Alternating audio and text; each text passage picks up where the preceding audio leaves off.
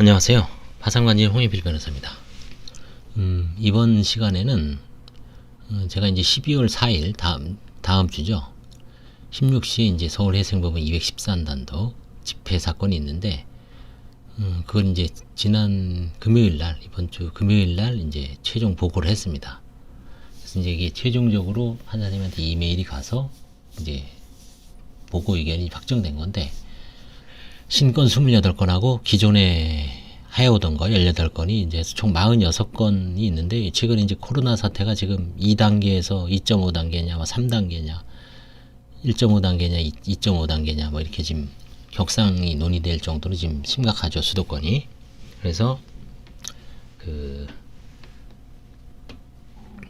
뭐 특별한 쟁점이 없는 사람들은 출석을 안 해도 면책이 됩니다. 근데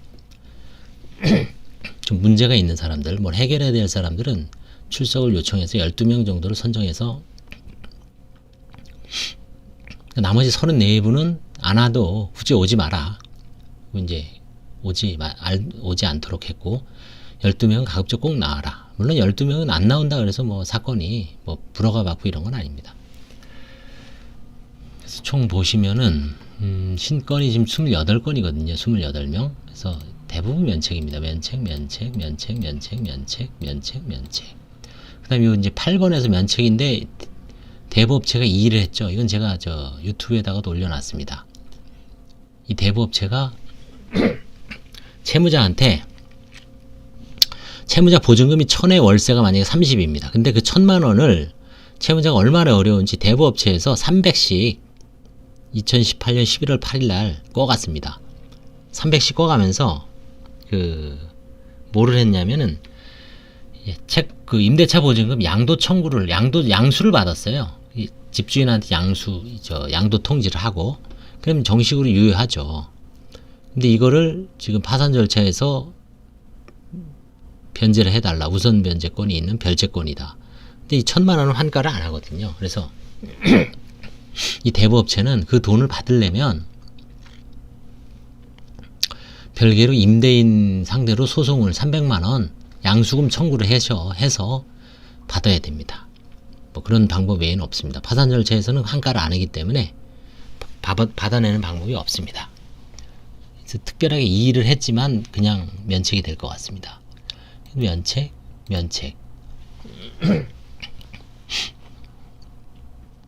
요 10번 채무자는 이제 출석을 요청했죠. 왜?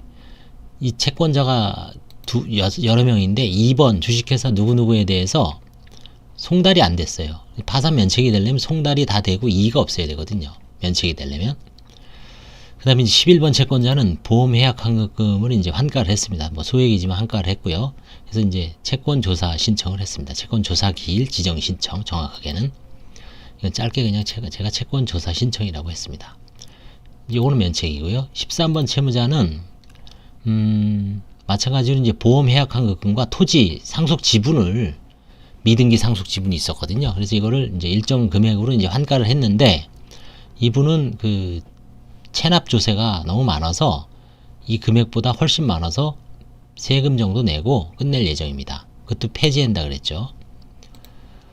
이 채권 조사를 해서 채권자들한테 배당하는 건 파산 종결이라 그랬죠. 이건 나중에 파산 폐지입니다.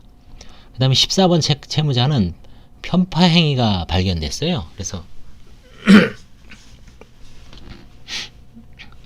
그거를 이제 화해를 할 예정이고요.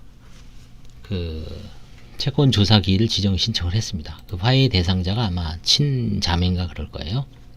그다음에 이것도 폐지. 요 한정 승인은 상속재산 파산한 사건도 돈 나눠줄 게 아무것도 없습니다. 이때는 그냥 바로 폐지입니다. 면책은 없습니다. 상속재산 파산에서는. 죽은 사람이 재산으로 죽은 사람의 채권자들한테 청산, 그러니까 돈만 나눠주는 절차예요. 이미 사람이 죽었기 때문에 그 사람의 어떤 면책 여부는 논하지 않고, 다만 이제 그거를 한정 승인 받은 가족들이 신청을 해갖고 상속재산 파산에 대해서 이제 청산 절차만 진행되는 거죠. 18, 19, 20, 21, 22, 23까지 다 면책이고 송달도 다 됐죠. 그 다음에 이의한 사람도 없습니다. 송달 다 되고 이의한 사람 없고 관제인이 면책 의견을 낸 거는 거의 100% 면책입니다. 그거는 판사님도 고민할 필요가 없어요. 채권자가 가만히 있지, 관제인도 가만히 있지, 거기서 나서서 판사님이 뭔가 뒤져서 조사하라고 해볼 수는 있지만, 이미 판사님도 기록을 처음에 가장 먼저 보는 사람이 누구예요? 판사죠. 한번 그 파산 선고할 때 미리 보죠. 문제가 있는지 없는지 보정도 내리고. 그래서 그런 사건은, 이거는 바로 이제 12월 4일 끝나고 2주 내에 면책 결정문이 도달한다고 보면 됩니다. 그 다음에 이제 뭐가 있을까요? 24번 채무자, 이거는 이제 이 저축은행에서 이의제기를 합니다. 이분이 예전에 이제 바지사장을 서서 몇백억을 이제 보증을 섰는데, 그 실제 이제 오너가 뒤에서 이제 오너 행세한 사람이 아마 불법으로 이제 법을 위반해서 사기 대출을 받는데 가담을 했다. 그래서 뭐 형사 고소를 했지만 그 사람만 처벌받고 이 사람은 이제 대법원에서 무죄가 나왔어요. 최종적으로 1심에서도 무죄, 2심에서도 무죄, 대법원에서 최종적으로 무죄 나오니까 이 사람이 이제 파산 면책 들어왔는데 뭐 몇백억이에요, 채무가. 이 저축은행에서는 저 사람 불법 행위자 아니냐, 고의에 의한 불법 행위 아니냐. 근데 무죄를 받았거든요. 형사에서는 불법 행위가 명확하게 성립되면 모를까 고의에 의한 불법 행위로 보기는 어렵죠.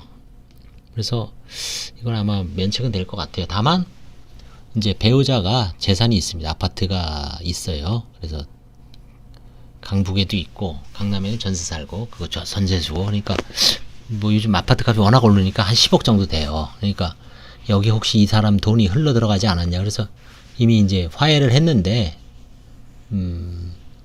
배우자 재산 취득을 좀 정확하게 조사해 달라 그래서 이거는 이제 한 번 더 속행 신청을 했습니다. 그래서 뭐 혹시 그 바지 사장으로 쓴 기간 동안 이 사람이 어떤 취득한 재산이 배우자한테 넘어간 게 있는지, 넘어간 게 있다면 이제 문제는 되죠. 근데 아마 넘어간 게 없을 거예요. 갖다 쓰기 바빴지 뭐. 그 다음에 25번 채권자도 이것도 부친 상속재산에 대해서 이건 화해를 시도 중입니다. 화해가 됐어요, 이거. 그래서 금액이 좀 많은데 한 5, 6천 되거든요. 근데 뭐 워낙 경제적으로 어려워서 노모하고 형이 이제 단독으로 상속받은 건데, 형도 결혼도 못하고 채무자는 결혼했는데 자녀가 또 5명이에요. 전 최근 5명은 또 처음 봤는데, 한 여자한테서. 그래서 워낙 어려우니까 이분은 뭐 더 면책을 안 해줄 수는 없고 한 1,500 정도, 한 3분의 1 정도, 30% 정도 선에서 반환하는 걸로 일단 잠정적으로 오케이 해서 이제 판사한테 허가를 받아 보려고 하고 있습니다. 원칙적으로는 뭐 최소한 절반이면 한 3천 정도는 해야 되는데 여러 가지 사정을 고려할 수 있죠. 그 집을 구매하는 데 있어서 형이 좀 큰 기여를 했다. 그리고 형이 최근까지 부모님을 부양을 하고 그 다음에 아버지가 이제 마지막에 한 10년 정도 입원하고 계셨나봐요. 거의 병 치레를 많이 해서 그때 뭐 수술비라든가 이런 걸 전부 형이 냈다. 왜냐면 아버지가 뭐 집이 있었지만 5천만 원 빚이 있음에도 불구하고 또 계속 돌아가시기 직전에는 뭐 수술도 하고, 그래서 뭐 한 1,000만 원 이상 들었죠. 그래서 그런 거 저런 거 다 감안해서 이제 최대한 줄여서 이제 1,500 정도로 이제 오케이 해서 이제 화해를 했습니다. 부친 상속재산 분할, 이것도 마찬가지입니다. 이것도 아버지가 이제 강북에 있는 아파트를 남겨줬어요. 근데 이분은 참 형제도 없어요. 독자예요, 독자. 그러니까 엄마가 3분의 2, 이 사람이 3분의 1이야. 근데 아파트 값이 얼마냐면 최근에 올라서 저쪽 뭐 상계동인가 강북에 있는 그 코딱지만한 그 17평인가? 그 아파트가 그 얼마냐면 그 3억인가 그랬대. 3억. 그럼 액면상 얼마입니까? 이분 지분이 3분의 1이죠.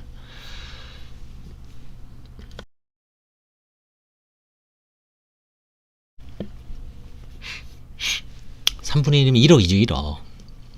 이분 채무가 5,600배는 안 돼요.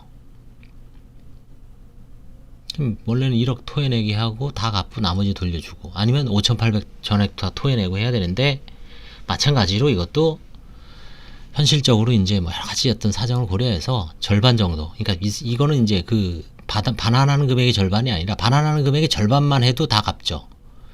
그 채무액의 절반, 5,600을 절반으로 딱 나눠서 2,800 반환해라.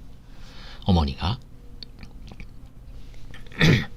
오케이 했습니다. 그래서 이것도 이제 채권 조사 기일 지정 신청을 했고요. 27번은 이제 편파행위 부인, 이건 노래방입니다. 이것도 노래방을 폐업을 하면서 자기가 임차인으로 돼 있는데 동업자가 그 돈을 보증금을 자기가 됐다는 이유로 쏙 빼간 거예요. 한 1,000만 원. 안 되죠. 편파행위죠. 원래는 채무자가 받아서 전체적으로 빚잔치를 해야 되죠. 근데 이제 원래 동업자인 사람이 그건 내 돈이다 해갖고 솔락 빼가니까 이것도 이제 부인 소송을 하든지 해야 됩니다. 28, 29 면책. 30번은 이거는 이제 한 585에서 180번이니까 한 400 정도 빼니 안 되거든요. 그래서 원칙적으로는 넘어갈 수도 있는데, 이건 이제 채권자가 압류를 해놨습니다. 압류 추심을. 그래서 이제 바로 빼가기 직전에 바로 파산 면책 들어오니까 채권자가 좀 억울하죠, 사실은. 또 채무의 어떤 부담 경위도, 이게 이 사람이 이제 한 10년 전에 뭐 다 갚았다고 갚았지만 일부를 누락하고 아마 미국으로 이민 간 것 같아요. 그러다가 이제 한 10년 정도 있다가 뭐 별일 없겠지 하고 귀국을 하고 이제 뭐 이런 경비원 같은 거, 지금 나이가 한 80대인데 한 이제 70살 정도에 오신 거죠. 그래서 경비 같은 거 좀 하시다가 퇴직금을 받았나 봐요. 한 600 정도, 580인가. 근데 그걸 이제 퇴직금을 통장에 넣었다가 이미 압류된 통장이에요. 압류라는 건 이제 돈은 들어가는 건 괜찮아요. 근데 나오지는 못하죠. 그물하고 비슷하죠. 어항. 그쵸? 어항 같은 거 어떻습니까? 그물. 물고기가 들어는 가죠. 근데 나오지는 못하죠. 그쵸? 그래서 돈은 안 빠집니다. 돈 들어가는 건 그 금액까지는 얼마든지 가능하죠. 그래서 이렇게 총 그 28건 중에 하나, 둘, 셋, 넷, 다섯, 여섯, 일곱, 여덟, 약 8건 정도가 이제 환가와 관련된 사건이고요. 속행되는 건 이제 기존 사건 중에 이제 종결 면책은 이미 돈을 다 나눠주고 끝내는 거죠. 그 다음에 이제 채권 조사는 이런 재산이 문제가 돼갖고 이제 채권 조사만 하는 겁니다. 채권 시부인이라고 하는데, 채권에 대한 이게 시효에 소멸됐는지, 근거는 있는지, 정확히 판결이 있는지, 그러니까 채권이 성립하는지, 시효로 소멸한 건 아닌지, 진정한 채권인지, 가장 채권인지, 허위 채권인지, 그런 거는 엄격하게 조사를 합니다. 관제인이. 그래서 만약에 부인하면 상대방은 한 달 이내에 이의 통지를 한 다음에 한 달 이내에 관제인을 상대로 소송을 해야 됩니다.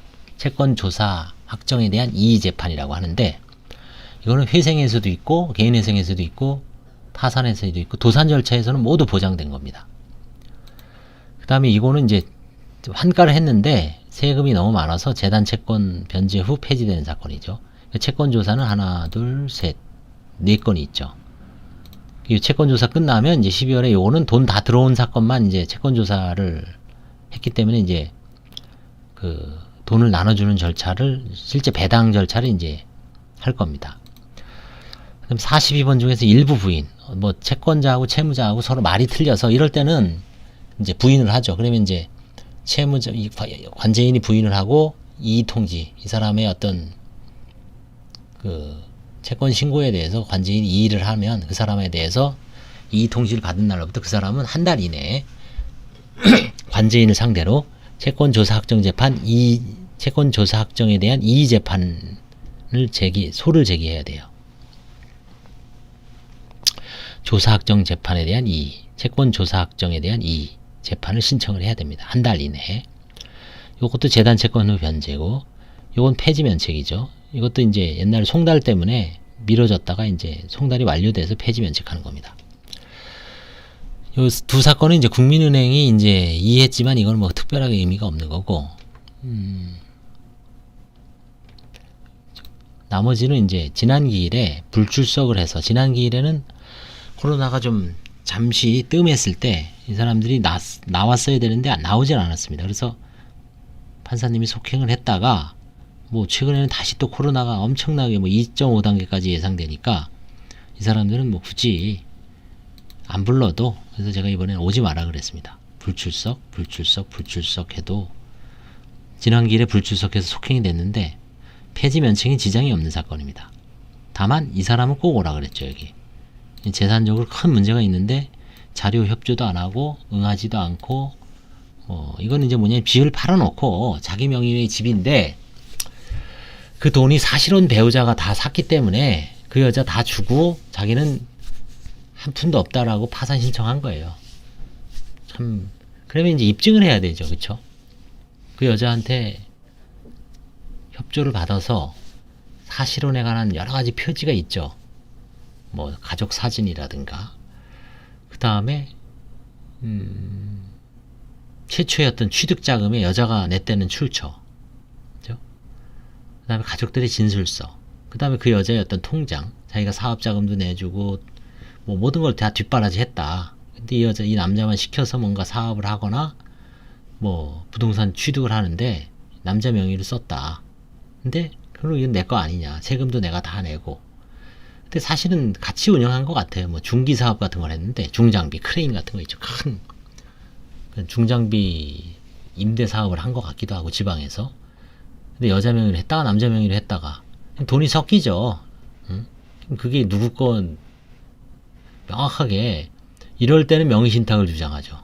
이럴 때는 자기 유리할 때는 명의신탁 주장하고, 그 다음에 그 여자가 파산 들어갈 때는 이건 남자가 파산 들어갈 때는 명의신탁 주장하고, 여자가 파산 들어갈 때는 남자의 고유재산이라고 주장하고, 뭔가 모순된 게 아닌가. 그래서 이건 좀 너무 한 2억 정도를 숨긴 것 같은데, 2, 3억 너무 얄미워서 좀 몇 개월 지났어요. 그래서 오지도 않고 요즘 그래서 이제 확실하게 출석을 해서 방향을, 일단 저는 면책 불허가 의견으로 올렸습니다만, 판사님은 이제 2번 이상 안 나오면 면책 기각을 합니다. 이런 사건도 요즘 가끔 있습니다. 그래서 전체적으로 46명 중에 12명만 출석시키고, 뭐 면책 불허가 받는 거 있습니까? 없죠. 한 건 있습니다. 한 건. 면책 불허가 몇 년 만에, 그렇죠? 파산에서는 면책 불허가 받는 거는 뭐 쉽죠. 재산 딱 해놓고 도망가면 끝납니다. 취하하면은.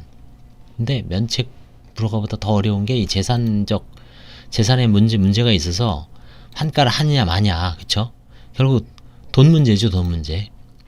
돈을 파산 재산에 때려 박느냐, 아니면 그거 없이 넘어가느냐, 그게 가장 어려워요. 사실은 작은 거는 몇백, 300부터 많은 거는 몇 억까지, 그쵸? 다종다양한 사건이 있죠. 그게 어렵지, 뭐 면책 불허가는 쉽죠. 또 면책 불허가 내린다 그래서 쉽게 면책 불허가도 안 나오죠.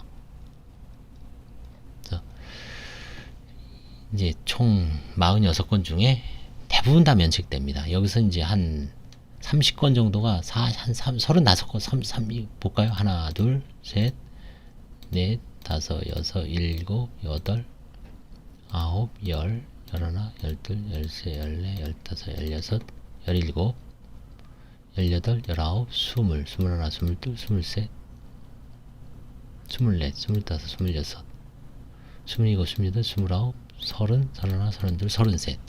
33건이 이날 끝나는 겁니다. 32건은 면책으로 끝나고요.